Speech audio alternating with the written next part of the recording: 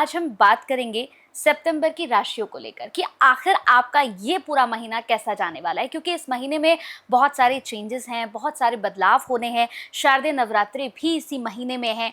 तो ऐसे में आपकी राशि आपसे क्या कहना चाह रही है? आपके दिन कैसे जाएंगे? आपके जीवन में किस तरह का बदलाव आएगा? जीवन में क्या कुछ अच्छा होने वाला है और किन चीज़ों से आपको रहना है सावधान? इन सभी पर हम बात करेंगे। तो महीने में तो बहुत सारे पर्व त्योहार आएंगे, लेकिन विशेष करके जो इंडिविजुअल राशिफल होगा, हर व्यक्ति पर उसका किस तरीके का प्रभाव रहेगा, वो हम इस बार चर्चा करेंगे, क्योंकि ये इम्पोर्टेंट समय है। इसी पर कहीं ना कहीं आगे के कुछ महीने का जो कारोबार होता है वो कहीं ना कहीं इस पर निर्धारित करता है। अब बात होगी यहाँ पर सिंह राशि के बारे में कि सिंह राशि आखिरकार ये पूरा महीना कैसे बिताने वाले हैं। तो जितने भी सिंह राशि के जातक हैं, ध्यान से अपनी राशि के बारे में जरूर सुनिएगा। तो मैम, अब सिंह राशि के बारे में बताइए। जी, सिंह राशि के स्वामी जो हैं वो सूर्य होते हैं। अगेन ये लीडर प्लेनेट, एक राशि का नेतृत्व इनके पास होता है। तो सिंह राशि की अगर हम बात करते हैं तो आपका प्रथम भाव हो गया। प्रथम भाव कैसे, क्योंकि एक ही राशि के नेतृत्व है इनके पास, तो आपका प्रथम भाव जो बड़ा सॉलिड माना जाता है। देखिए, काल पुरुष की कुंडली का प्रथम भाव कोई भी राशि उसमें बैठ जाए, अब सिंह राशि बैठ जाएगी तो उसका अपना जो राजा प्लेनेट है वो उसका नेतृत्व करेगा। लेकिन यहाँ पे बीच में थोड़ा सा, जब भी कोई प्लेनेट लग्नेश स्पेशली जब डिस्टर्ब होता है तो आपकी चीज़ों को डिस्टर्ब कर देता है, अवस्थाओं को डिस्टर्ब कर देता है। जो चीज़ हो सकता है आपको बहुत फ्रीक्वेंटली मिल रही हो, अचानक सडनली उसमें ब्रेक आता है। और एक बात हमेशा याद रखिए, जब भी किसी को लग्जरीज इस्तेमाल करने की आदत पड़ जाती है ना, और वो लग्जरीज अगर उसकी ब्रेक हो जाए ना, तो सोच लीजिए कि वो कितनी खलबली मच जाती है उनको।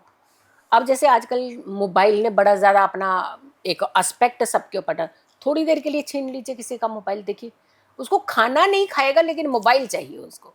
तो यानी किसी भी चीज़ का हद से ज़्यादा जब आपके जीवन के अंदर उसका रोल हो जाता है, इम्पैक्ट बहुत ज़्यादा हो जाता है, वो चीज़ आपके लिए डेंजरस होने लगती है। कोई भी excess is everything is bad कहते हैं।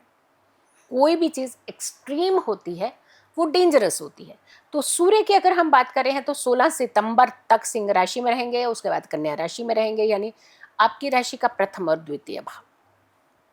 प्रथम भाव में वो फैसले तो अच्छे कराएगा, लेकिन द्वितीय भाव में जैसे ही जाएगा ना, ये हो सकता आपकी लग्जरीज को कट ऑफ करवाए। लेकिन पहले ही आप प्रिकॉशन लीजिए, उपाय हम बताएंगे आपको, उन उपायों को ज़रूर कीजिएगा, क्योंकि छोटे छोटे उपाय होते हैं जो हमारे जीवन के अंदर एक बहुत अच्छा रास्ता बना देते हैं। तो आपने उपाय ज़रूर करने हैं। अगर हम मंगल की बात करते हैं तो 28 जुलाई तक कन्या राशि में रहेंगे, कन्या राशि में चल रहे हैं, और 16 सितंबर से तुला राशि में चले जाएंगे। तो यानी दूसरा एंड तीसरा भाव अगेन इसका जो दूसरे भाव के साथ भी संबंध बन गया इसका मंगल का। बुध की बात कर रहे हैं तो 15 सितंबर तक रहेंगे ये कन्या राशि में, और उसके बाद फिर ये तुला राशि में चल जाए, यानी अगेन दूसरा एंड तीसरा भाव हो गया। यानी मंगल और बुध का जो कॉम्बिनेशन है वो इकट्ठा रहेगा। जब कन्या में रहेंगे तो इकट्ठे, जब तुला में रहेंगे तो इकट्ठे। तो यानी ये दो भाव जो हैं ये कहीं ना कहीं दूसरा और तीसरा भाव, एक चीज़ दे रहा है दूसरा छीन रहा है, या फिर दूसरा प्रवोक कर रहा है, ले लो ले लो ले लो जल्दी से, ये सामान भी खरीद लो, ये भी कर लो। तो वहाँ पे क्या होता है कि हम जल्दबाजी जो होती है ना वो डिस्टर्ब करती है हमेशा। जल्दबाजी कभी नहीं करनी चाहिए किसी काम में। अगर आप मार्केट में भी जा रहे हैं, कुछ सामान खरीद रहे हैं, तो आप क्या करते हैं, हाय तो वह मचा लेते हैं, जल्दी से उठा लेते हैं, जल्दी उठा करके लेकर आएंगे, घर में आके देखेंगे कोई ना कोई फॉल्ट उसके अंदर ज़रूर निकलेगा, क्योंकि आपने छानबीन ही नहीं करी उसकी, आपने बहुत अच्छे से देखा ही नहीं उसे। ध्यान रखिएगा, थोड़ा सा आपने यहाँ जल्दबाजी नहीं मचानी, यानी यहाँ थोड़ा धैर्य से आपने अपने किसी भी कार्य को करना है, चाहे वो शॉपिंग हो, चाहे ऑफिस का काम हो, चाहे घर का कोई काम हो, चाहे दोस्ती का कोई काम हो, यानी किसी भी तरीके। गुरु की अगर हम बात करते हैं, मिथुन राशि में चल रहे हैं, तो आपकी राशि का एकादश भाव, एकादश भाव अगेन आ गया ना धन भाव। धन भाव में अतिचारी गुरु जो है वो डिस्टर्ब तो करेंगे ना, धन को नुकसान कराएंगे। कैसे कराएंगे, कोई चीज़ खरीदी वो अच्छी नहीं निकली, ऐसे नहीं कि सीधा पैसा आपका चोरी करा देंगे या कुछ करा देंगे, ऐसा नहीं है। तभी हम कहते हैं ना कि जब तक आप समझते नहीं हैं चीज़ों को तब तक रिएक्ट मत करो, समझो पहले। अगर लगता है कि हाँ हमारे लिए ये चीज़ अच्छी नहीं है तो टेक प्रिकॉशन, थोड़ा सा उसका उपाय रेमेडीज करिए। लेकिन अगर लगता है कि ये बड़ा आसानी से बीच में से एक रास्ता निकल रहा है तो फिर इतना डरने की ज़रूरत नहीं है।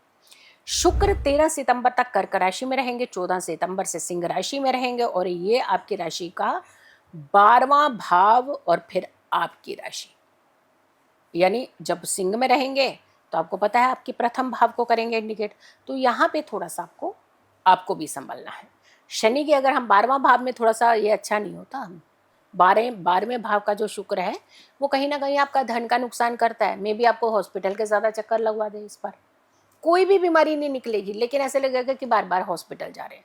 मे बी एंजाइटी अटैक कराए, क्योंकि ये समय जो है ये ग्रहण काल का समय भी आएगा इसी में। लेकिन फिर भी देखिए भगवान ने कितना अच्छा बैलेंस किया होता है। नवरात्रि भी आ जाएंगे, माँ लक्ष्मी व्रत भी आ जाएंगे, पितृ मुक्ति के शांति के उपाय की भी आप इसी समय ही कर पाएंगे। तो यानी बैलेंस मिल रहा है हमें।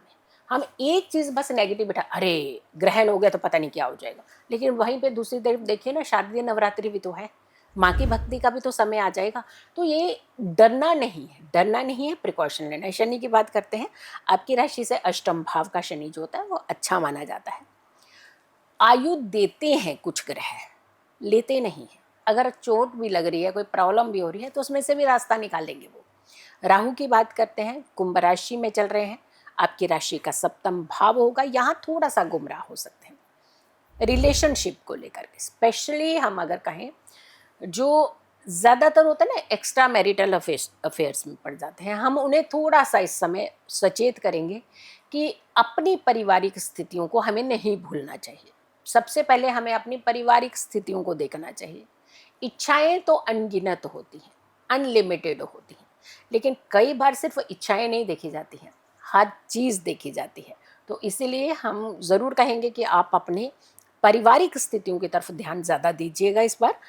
केतु की अगर हम बात करते हैं, सिंह राशि में चल रहे हैं, जो आपकी राशि जो है, सबसे बड़ी बात है आप ही की राशि सिंह राशि, और आप ही की राशि में केतु, राहु की भी दृष्टि रहेगी, जब चंद्र ग्रहण बनेगा तो भी दृष्टि रहेगी। तो यानी यहाँ पर आपको थोड़ा संभलना है, ओवर कॉन्फिडेंट नहीं होना है, अपनी चीज़ों को संभाल करके रखना है।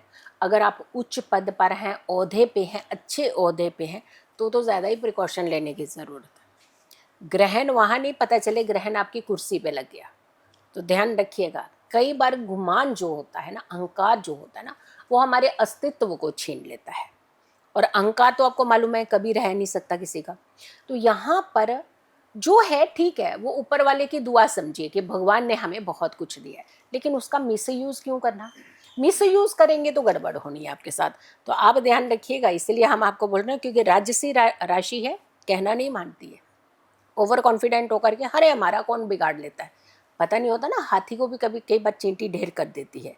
तो ये हमें नहीं भूलना चाहिए कि जो सांच होती है उसमें आंच नहीं होती।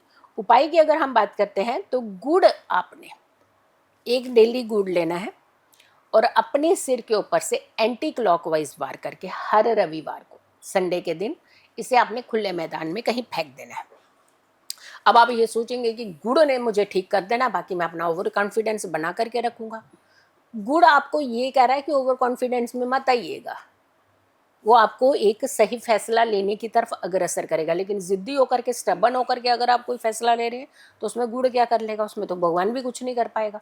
तो इसीलिए हम कहते हैं, पहले आपने राशिफल को पूरा सुनना है कि कहाँ आप गलती कर रहे हैं, फिर आपने ये उपाय करना है, ताकि आपकी ये दोनों चीज़ें जो हैं वो बैलेंस रह सके।